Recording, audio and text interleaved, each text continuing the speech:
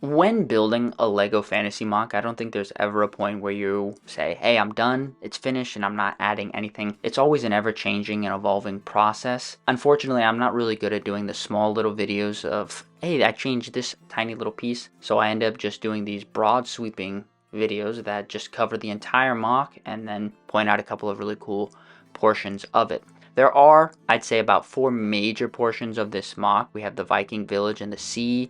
We have the mountain range with the elven tower on it. We have the forest, which includes the dark forest.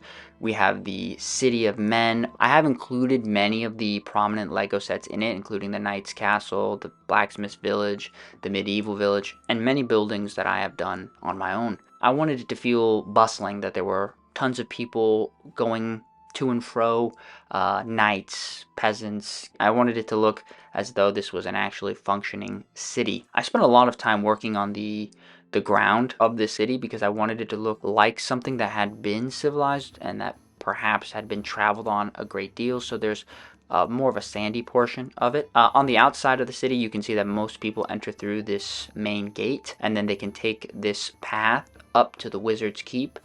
This lake was a lot of fun to build. I like that it sections off the mountain range and the kingdom from the forest. It gives the forest a bit more of an isolated portion. I spent a lot of time also on this rock work. I wanted it to look like a jagged cliff. I really like how the castle wall came out. It looks really good there. Looking over the forest there, which again, it gives it an isolated look. I wanted there to be a like an evil section of the forest, and I had an Oblivion Gate show up, and that's why all the trees are red, because the Oblivion Gate has essentially killed them. And this is where evil can enter. You can see dark forces entering through and just plaguing the world. You can see an Ent looking over this and examining what's happened. This forest is where I spent a significant amount of time because I wanted it to feel even more claustrophobic than the city.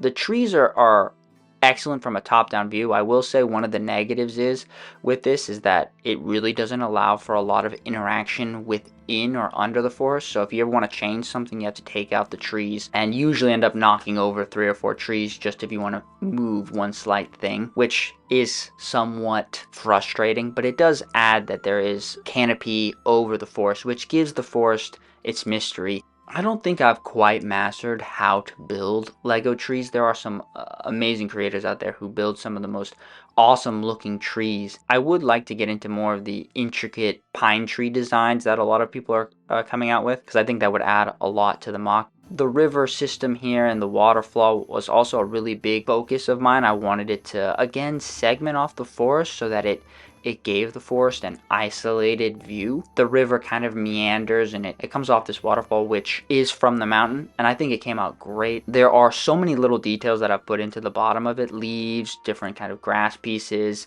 I think it captures what I love most about the fantasy genre, and maybe this is, I think, probably my favorite portion of the MOC is this forest. And there's just a bunch of different characters that I put in here because I think so much of the fantasy genre actually just takes place in the forest. The forest also does a really good job of separating the kingdom from the mountain range, and it gives a good spacing because underneath the mountain range is where the kingdom of the dwarves is. And this I had a lot of fun building. It's massive. I put lights in it. There's tons of gold, and the dwarves have gates and doors and bridges. On top of that, on the mountain range, is the once great elven kingdom that has fallen into ruin, and the elves kind of live amongst the ruins on top of this forest that is colder, so it's on the mountain, so it has snow.